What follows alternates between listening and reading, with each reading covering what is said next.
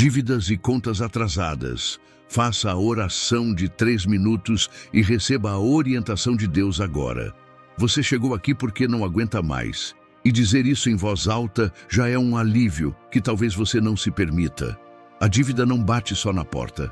Ela senta na mesa, deita na cama, entra no banho com você.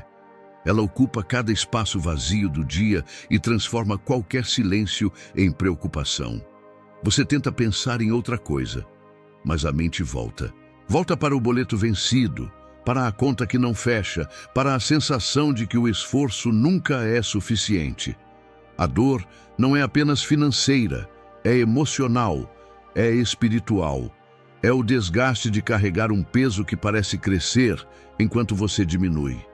Você se pergunta onde errou, em que ponto perdeu o controle, porque todo mundo parece avançar enquanto você está preso. E, sem perceber, a palavra dívida deixa de ser um problema externo e vira uma identidade interna. Você não está devendo algo. Você começa a sentir que é o devedor, que falhou, que decepcionou, que não merece descanso. Essa é a palavra-chave que precisa ser encarada com verdade agora. Dívida. Não como número, mas como peso existencial. Porque quando a dívida se mistura com culpa, ela paralisa. Ela rouba a clareza. Ela cria um ruído constante que impede você de ouvir qualquer coisa que venha de Deus. E aí nasce o erro mais comum. Você tenta resolver tudo sozinho para não se sentir ainda mais fraco. Só que força sem direção cansa, e cansa rápido. O entendimento que muda tudo começa aqui. Deus não mede você pelo saldo bancário. Ele não resume sua história a um mês difícil ou a decisões erradas. Na Bíblia, Deus nunca rejeita quem chega quebrado. Ele rejeita a soberba, não a fragilidade. O problema não é estar no limite, o problema é fingir que não está. Quando você esconde a dor, você se afasta da cura. Quando você reconhece a dor, você se aproxima da orientação. A solução não começa com dinheiro, começa com verdade. Começa quando você para de lutar contra o fato de que precisa de ajuda. E ajuda não diminui ninguém, ajuda reposiciona. Jesus nunca disse para os cansados se esforçarem mais. Ele disse para virem a Ele. Porque descanso não é ausência de problemas, é presença de direção. Então a ação prática desse momento é simples e profunda. Agora, aí onde você está, diga em voz baixa ou em pensamento, sem ensaiar, sem explicar, sem justificar. Deus, eu estou no meu limite, só isso. Não acrescente nada, não prometa nada, apenas reconheça. Essa frase não te expõe, ela te alinha, ela não te enfraquece, ela abre espaço para a intervenção certa. Permaneça alguns segundos com essa verdade. Sinta o peso que você carregava sozinho sendo colocado no lugar certo. Esse é o começo, não da solução final, mas do caminho correto. Porque quando a verdade encontra a presença de Deus, a direção começa a surgir.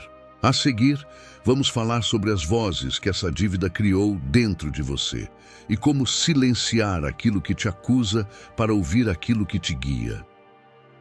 Dívidas têm voz, e muitas vezes é uma voz cruel, uma voz que não grita com volume, mas sussurra com peso. Uma voz que aparece quando você está tentando dormir e lembra que no dia seguinte vence algo que você não tem como pagar, que te persegue quando você olha para o celular com medo de uma ligação desconhecida, que te acusa quando vê alguém sorrindo com liberdade enquanto você sente que está em uma prisão invisível. A dívida fala, mas o problema real é que você começou a escutar. E mais do que isso, começou a acreditar. Acreditar que você fracassou, que você estragou tudo, que não tem mais conserto, que nem Deus quer saber. A dívida não é só um papel com valores, é um campo fértil para a acusação espiritual. E essa é a palavra-chave desse momento, acusação. Porque o inimigo não precisa de muito para fazer você se sentir sujo. Basta um pensamento, uma memória, um número na tela, um nome em negrito no e-mail. E pronto. Ele faz a dívida parecer identidade. Ele diz que você não tem mais valor, que você é o problema, não a vítima do processo. Mas a verdade, e você precisa ouvir isso com clareza, é que o diabo é o acusador. Deus é o restaurador. O Espírito Santo não aponta o dedo, ele estende a mão. E quando Jesus perdoava, ele não perguntava o tamanho da dívida. Ele perguntava se a pessoa queria ser livre. Porque para Deus, uma alma quebrada não é motivo de escândalo. É oportunidade de recomeço. O entendimento começa aqui. Enquanto você continuar alimentando essa voz interna que te diminui, você vai continuar preso. Porque aquilo que você ouve com frequência molda o que você acredita. E o que você acredita define o que você vive. Você precisa silenciar a acusação, não com força, mas com verdade. A voz de Deus nunca traz confusão, nunca oprime, nunca isola. A voz de Deus corrige com amor, exorta com paz e guia com sabedoria. A solução, então, é espiritual e prática. Você precisa discernir a origem da voz que está te dominando. Porque nem tudo o que você pensa é pensamento seu. Muitas vezes é uma seta, e uma seta só tem efeito quando não é identificada. Hoje é o dia de identificar e quebrar o poder da acusação. Por isso, a ação prática é clara. Pegue um papel. Anote, sem filtro, todas as frases que passam pela sua mente quando você pensa nas suas dívidas. Frases como: eu estraguei tudo, sou um peso para minha família, Deus se afastou de mim, não tem mais jeito. Depois, ao final desse vídeo, você vai orar em cima de cada frase. Vai apresentar essas vozes ao Deus que silencia tempestades com uma palavra. Em seguida, vamos falar sobre uma dor ainda mais paralisante do que a acusação, a vergonha. Porque há quem carregue contas nas mãos e culpa no peito, mas é a vergonha que impede a alma de se levantar. A vergonha que ninguém vê é muitas vezes a prisão mais difícil de escapar, porque ela não precisa de algemas nem de muros. Ela se esconde no olhar que você desvia quando alguém pergunta se está tudo bem. Ela pesa no silêncio quando você mente dizendo que já pagou aquilo que nem conseguiu parcelar. Ela se instala na alma quando você deixa de pedir ajuda porque acredita que decepcionou até a Deus. Vergonha não faz barulho, mas ela cala o espírito, ela isola. Faz você acreditar que é melhor suportar tudo em silêncio do que expor suas falhas. E esse é um dos maiores enganos espirituais, porque a vergonha nunca vem de Deus. Nunca. Ela é fruto de um orgulho ferido, de uma expectativa frustrada sobre quem você achava que seria. É a dor de se olhar no espelho e não reconhecer mais a pessoa que está ali. Mas Deus nunca te chamou para sustentar uma imagem. Ele te chamou para viver em verdade. A palavra-chave aqui é vergonha. E a vergonha tem o poder de paralisar até os mais fortes. Ela impede o joelho de se dobrar, porque convence que Deus está decepcionado demais para ouvir. Mas isso é mentira. Jesus tocava em leprosos, comia com cobradores de impostos, restaurava adúlteras. Ele não se escandalizava com a dor, ele se aproximava. Porque a vergonha que afasta os homens é a mesma que atrai a misericórdia de Deus. O entendimento que precisa se firmar agora é esse. Vergonha só tem poder onde falta amor. E o amor de Deus lança fora todo medo. Inclusive, o medo de ser visto como você realmente está. Deus já sabe. E ainda assim, Ele te ama. Ele não está esperando você sair da dívida para te acolher. Ele está esperando você parar de se esconder para te levantar. A solução começa com um ato de coragem espiritual. Abrir o coração com simplicidade. Orar sem máscaras. Falar com Deus sem roteiro. Não é sobre convencer Ele a te ajudar. É sobre permitir que Ele entre onde você tem trancado a porta há tempo demais. Ele não invade. Ele espera o convite. E o convite nasce quando você decide parar de fingir que está tudo sob controle. Por isso, a ação prática aqui é objetiva. Ore agora mesmo com essa frase: Senhor, eu não sou suficiente, mas o Senhor é. Só isso. Simples, direto, real. Essa oração quebra a força da vergonha, porque ela declara dependência, e dependência é o oposto da performance. Deus não está buscando sua força, Ele está buscando sua entrega. Na sequência, vamos falar sobre um dos sinais mais dolorosos de quem vive essa luta silenciosa. A sensação de que até a oração já não funciona mais. E por que, muitas vezes, o silêncio de Deus não é rejeição, mas um chamado mais profundo. Você tenta orar, mas sente que nada muda. A boca se move, mas o coração está vazio. As palavras saem, mas não sobem. E uma dúvida começa a crescer. Será que Deus ainda está me ouvindo? Será que Ele se afastou? Ou pior, será que Ele se cansou de mim? É nesse ponto que muitos desistem. Não por falta de fé, mas por excesso de frustração. Porque orar e não sentir nada pode ser mais doloroso do que o próprio problema. E a dor se aprofunda quando você vê outras pessoas testemunhando milagres, viradas financeiras, portas abertas, enquanto você continua esperando por algo que não chega. A alma começa a achar que está sendo ignorada. A palavra-chave aqui é silêncio de Deus. E esse silêncio, quando mal interpretado, se torna veneno para a fé. Mas é nesse ponto que o entendimento precisa ser restaurado. O silêncio de Deus não é ausência, é estratégia, é convite, é purificação da escuta. Porque Deus não está tentando te castigar, Ele está tentando te treinar, não para depender de emoções, mas de presença. Não para se apoiar em respostas rápidas, mas para confiar mesmo quando não entende.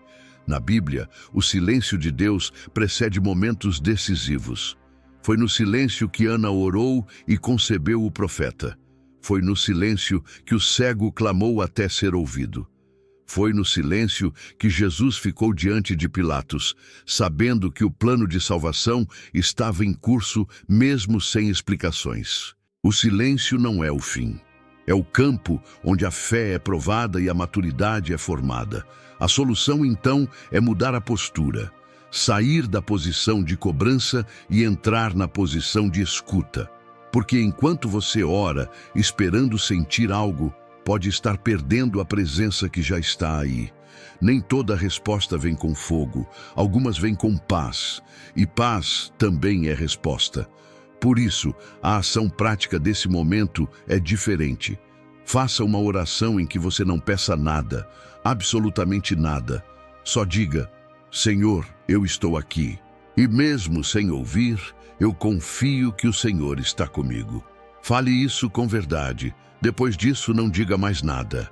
Apenas fique em silêncio por um tempo. Respire. Permita que a presença de Deus fale mais alto do que qualquer palavra. Agora, vamos falar sobre o que acontece quando o medo toma o lugar da fé. E por que a oração certa pode tirar o medo do centro e colocar Deus de volta no comando da sua vida. Você ora, mas ainda sente medo. Um medo que paralisa, que consome, que toma conta até dos momentos em que deveria haver paz. Medo de que nada mude, medo de que venha mais uma cobrança, medo de ser envergonhado, medo de que Deus não faça o que você tanto precisa.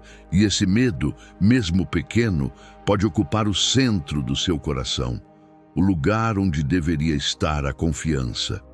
A verdade é que o medo se alimenta do controle. Você tem medo porque sente que perdeu o controle da situação. E quanto mais tenta resolver tudo sozinho, mais o medo cresce, porque a alma sabe que há limites. E quando o limite chega, o medo se instala como rei. Só que você não foi criado para viver governado pelo medo. Você foi chamado para viver guiado pela fé. A palavra-chave desse momento é oração. Mas não qualquer oração. Uma oração que devolve a Deus o lugar que pertence a Ele. Uma oração que tira o medo do trono e coloca o Espírito Santo no centro. Porque a verdadeira oração não é um discurso, É uma troca de domínio.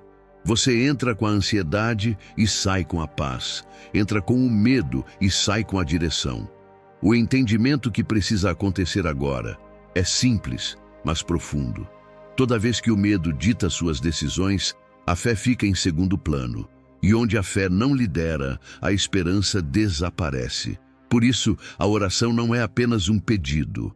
É uma decisão de reposicionar o seu interior. Quando você ora com entrega, você está dizendo: Deus, eu não tenho como controlar isso, mas o Senhor tem. Essa é a frase que muda o ambiente. A solução começa com um ato de rendição consciente. Não é orar pedindo um milagre, é orar reconhecendo que só a presença de Deus pode reorganizar o caos. E esse caos, que você tenta arrumar por fora, só será resolvido quando você organizar o que está por dentro. E tudo começa com a decisão de parar de lutar contra o medo sozinho. Então agora, vamos fazer juntos a oração de 3 minutos. E essa é a parte 1, a entrega, onde você vai devolver para Deus o peso que nunca foi seu. Respire fundo, feche os olhos e repita com sinceridade: Senhor, eu não consigo mais carregar isso. Eu tentei, eu me esforcei, eu fui até onde consegui, mas eu cheguei ao fim. Então agora eu entrego. Entrego a dívida, a vergonha, o medo, a culpa. Entrego os pensamentos que me esmagam e os sentimentos que me derrubam. Eu reconheço, o Senhor é maior do que tudo isso. E eu preciso do Senhor. Eu entrego e confio. Permaneça em silêncio por alguns instantes. Sinta o que sai dos seus ombros quando essa entrega é feita de verdade. Não se trata de emoção, se trata de realinhamento. A oração está só começando. A seguir, vamos pedir algo mais precioso do que um milagre. Vamos pedir sabedoria, porque é ela que te fará andar no caminho certo, com os pés firmes e a mente em paz. Você não precisa de uma saída, precisa de uma direção, e isso muda tudo. Porque quem vive buscando saída se desespera, mas quem busca direção encontra paz mesmo antes da porta se abrir. O desespero é sempre filho da pressa. Ele faz você aceitar qualquer solução, até as que pioram ainda mais a situação. Mas quando você entende que Deus não te chamou para correr, mas para andar com Ele, a pressa dá lugar à sabedoria. A dor que você sente hoje talvez venha da angústia de querer resolver tudo imediatamente. Você quer um milagre que apague as dívidas, que limpe o nome, que resolva tudo de uma vez. Mas Deus, muitas vezes, não trabalha com atalhos. Ele trabalha com processos. Porque mais importante do que te tirar dessa situação é te ensinar a nunca mais voltar para ela. Deus não quer apenas te livrar. Ele quer te formar. A palavra-chave aqui é direção, porque é ela que diferencia um ciclo de um recomeço. A direção de Deus não vem com ansiedade. Ela vem com clareza. E quando você tem clareza, você para de correr atrás de tudo que brilha e começa a andar para onde há propósito. A oração certa não é: Senhor, me tira daqui. A oração certa é: Senhor, para onde o Senhor quer me levar a partir daqui? O entendimento que precisa ser ativado agora é esse. Nem toda porta aberta é resposta de Deus, e nem toda porta fechada é rejeição. Às vezes, a saída que você quer é menor do que a direção que Deus tem. Por isso, a maturidade espiritual começa quando você para de orar para sair do problema e começa a orar para andar no caminho certo mesmo dentro do problema. A solução está em pedir o tipo certo de intervenção. Não a que resolve por fora apenas, mas a que ajusta por dentro. Deus não dá atalhos, Ele dá sabedoria. E sabedoria vale mais do que qualquer milagre imediato, porque o milagre te livra uma vez. A sabedoria te livra para sempre. Por isso a ação prática é profunda. Ao final dessa parte, entre em oração e peça assim: Senhor, me mostra o que eu ainda não vi. Me dá sabedoria para entender o que o Senhor está fazendo. Eu não quero só sair disso. Eu quero andar na direção certa. Depois, anote tudo que vier à sua mente. Pode ser uma ideia, um nome, um contato, um sentimento, um versículo. Não descarte. Pode ser o começo da direção que você tanto pediu. Na sequência, vamos mergulhar na segunda parte da oração de 3 minutos. E agora, não vamos mais apenas entregar o peso. Vamos clamar por sabedoria. Porque a resposta de Deus começa com uma mente alinhada à vontade dele. Agora que você entregou o peso e pediu direção, chegou a hora de fazer isso de forma consciente, completa e prática. A oração de 3 minutos está na sua parte mais poderosa, a entrega total. E isso exige que você vá além das palavras. Porque a entrega que muda tudo não é a que diz Senhor, faz, mas a que diz Senhor, eu solto. Existe uma diferença entre orar e soltar. Muita gente ora, mas continua segurando o controle com força. Continua tentando prever o que Deus vai fazer, como vai fazer e quando vai acontecer. Mas enquanto você continuar segurando, Deus espera, porque Ele não invade. Ele só assume o lugar que você entrega. A dor aqui é o peso do fracasso. E ele machuca não só porque as coisas deram errado, mas porque você se sente responsável. Você se culpa por ter acreditado demais, por ter agido sem pensar, por ter confiado em pessoas erradas, por ter sido imprudente. E agora carrega tudo sozinho como se precisasse pagar com sofrimento por cada erro cometido. Mas essa não é a justiça de Deus. O nome disso é autocondenação. E ela não salva, não muda e não transforma, apenas adoece. A palavra-chave agora é entrega, não parcial, não simbólica, mas real. É quando você reconhece que o que passou já não pode ser mudado. E que o que pode ser mudado só será transformado com a ajuda de Deus. O entendimento necessário aqui é profundo. Deus não exige que você resolva tudo para depois se apresentar a Ele. Ele quer que você se apresente primeiro do jeito que está, para que Ele possa começar a reconstruir o que foi quebrado. A entrega verdadeira não é uma fraqueza, é o início da cura. A solução é esta oração. Uma oração guiada que você pode repetir agora, com o coração aberto.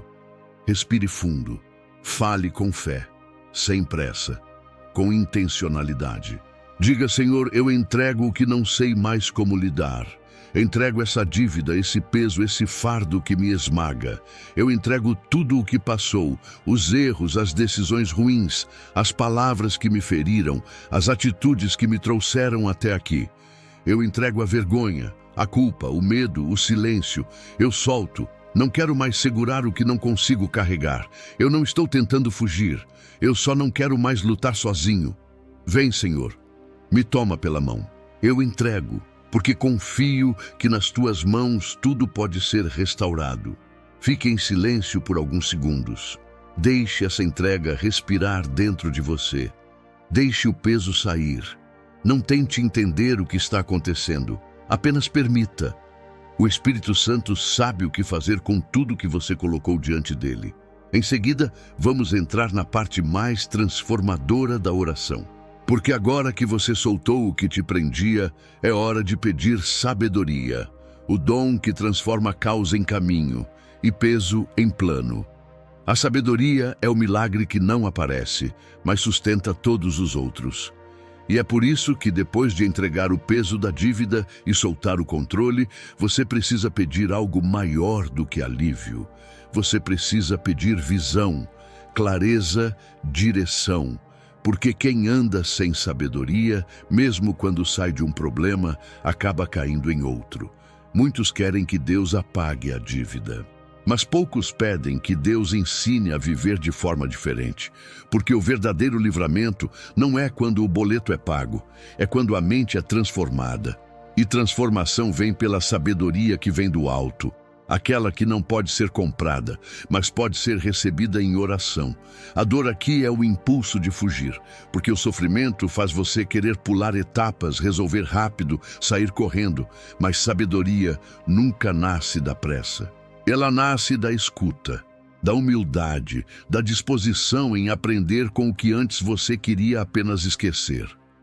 A palavra-chave deste momento é sabedoria. E ela é mais valiosa do que qualquer resposta imediata. O entendimento que precisa ser ativado é este: Deus não quer apenas resolver, Ele quer ensinar. Porque você não é só alguém que precisa ser socorrido. Você é alguém que está sendo moldado. E o que Deus quer construir em você vai durar mais do que esse momento de dor. Ele está formando uma mentalidade nova, que não se assusta com escassez, que não se apavora com cobranças, que não se entrega ao medo. A solução está nesta oração, uma oração que não pede livramento, pede luz, uma oração que não exige atalhos, pede entendimento. Respire fundo e ore agora com entrega. Senhor, me dá sabedoria. Me mostra o que eu ainda não entendi. Abre os meus olhos para enxergar o que está diante de mim e eu não vejo.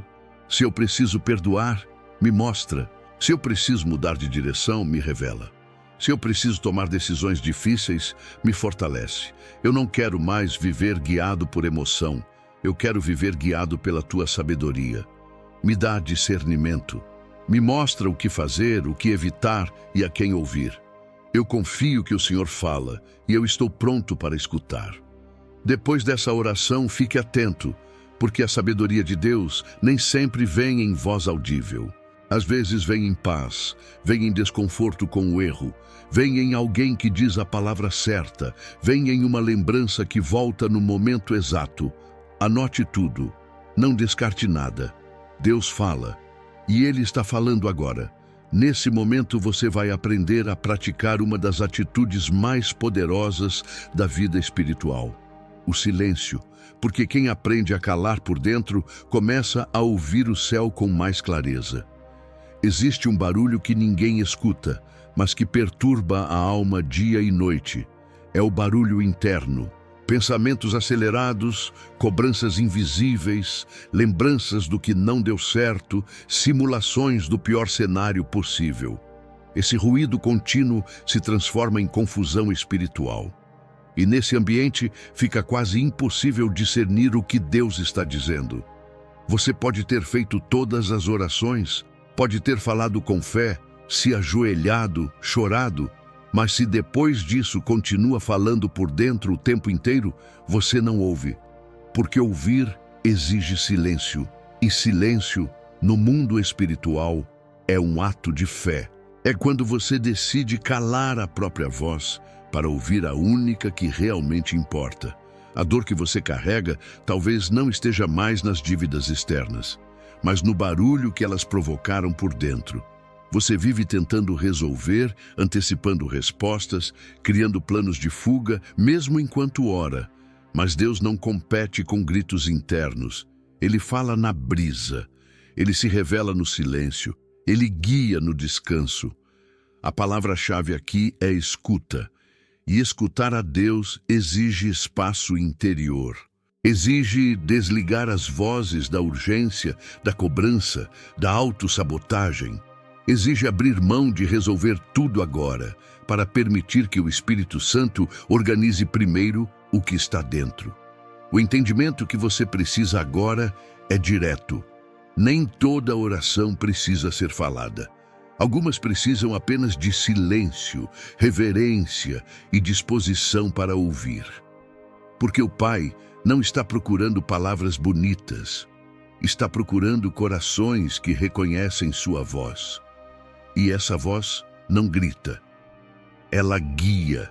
A solução é praticar o silêncio como uma disciplina espiritual, não como vazio, mas como entrega, como reverência, como espaço sagrado onde a ansiedade não tem vez. Porque quando você silencia por dentro, começa a perceber o que antes estava embaçado. A fé floresce em ambientes quietos. Por isso, a ação prática desse momento é simples, profunda e poderosa. Depois dessa parte, desligue tudo ao seu redor por 1 minuto. Feche os olhos. Respire profundamente. E não diga nada. Apenas permaneça em silêncio diante de Deus. Se vierem pensamentos, não lute contra eles. Apenas observe, deixe passar. E continue ali, presente, disponível, quieto. Nesse minuto, Deus pode colocar uma impressão no seu espírito, uma paz que você ainda não sentiu, uma direção sutil, um consolo que nenhuma palavra humana conseguiria explicar. E se nada acontecer de imediato, tudo bem. O simples fato de silenciar já é um passo na direção certa, porque o céu se manifesta onde há escuta. Logo mais, você vai entender o que fazer depois da oração. Porque fé não é apenas clamar, é também andar. E o próximo passo pode ser mais simples do que você imagina. Você orou, entregou, pediu sabedoria, silenciou. E agora vem a pergunta que paralisa muita gente. O que eu faço agora? Porque a vida não para. As contas ainda vencem. As cobranças ainda existem. O ambiente ao redor talvez continue o mesmo. E é aí que muita gente se perde, porque acham que por terem orado, tudo vai se resolver sozinho. Mas a fé verdadeira se revela nos passos dados depois da oração. A dor agora não está mais só no que te trouxe até aqui. Está no medo de sair daqui e voltar tudo a ser como antes. Está na frustração de já ter tentado outras vezes mudar, melhorar, recomeçar e falhar. Mas o que talvez você nunca tenha percebido é que o erro estava no tamanho do passo. Você tentava recomeçar com movimentos grandes demais, com expectativas altas demais, com força que já não tinha. Só que Deus não exige pressa. Ele pede constância. A palavra-chave desse momento é recomeço.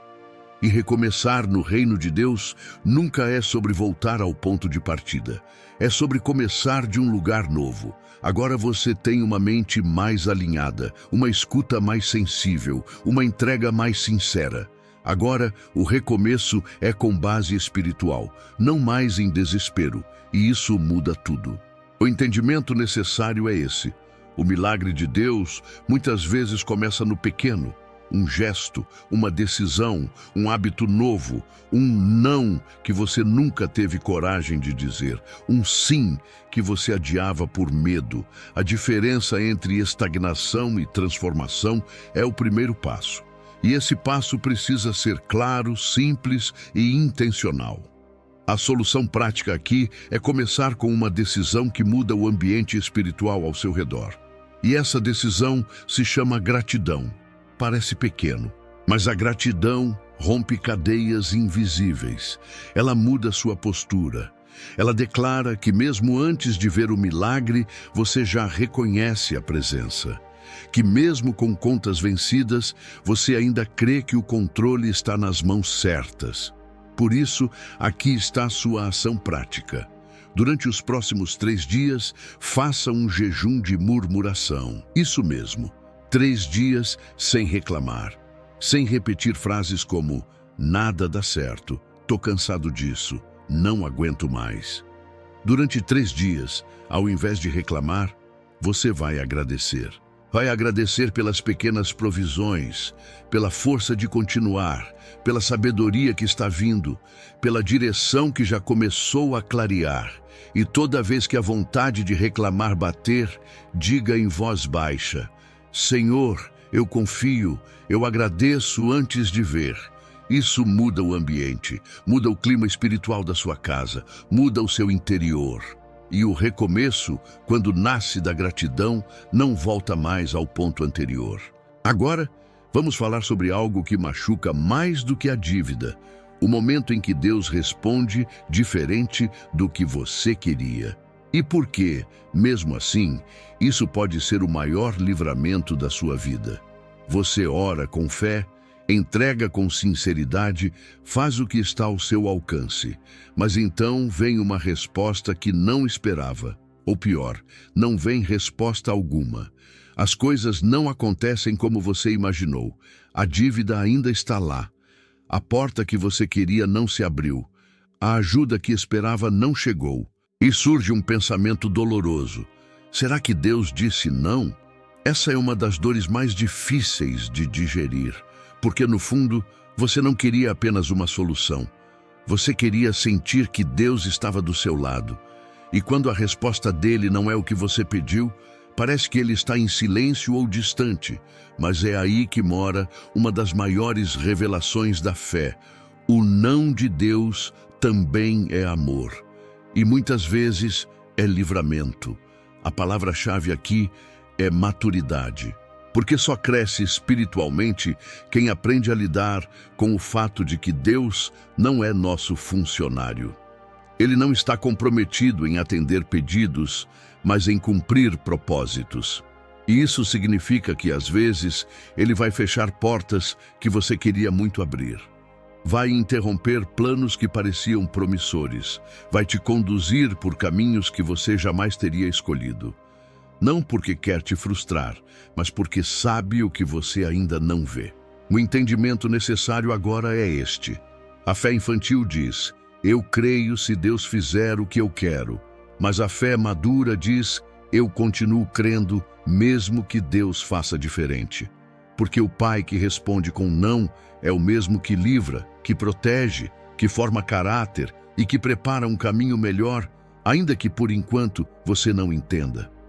A solução está em aprender a confiar sem compreender, a descansar na vontade de Deus, mesmo quando ela não coincide com a sua, a saber que Ele enxerga o fim desde o começo e que o que parece atraso ou negação pode ser, na verdade, uma blindagem divina contra algo que te destruiria mais adiante. A ação prática agora é escrever duas coisas. Primeiro, o que você queria que acontecesse. Depois, o que realmente aconteceu.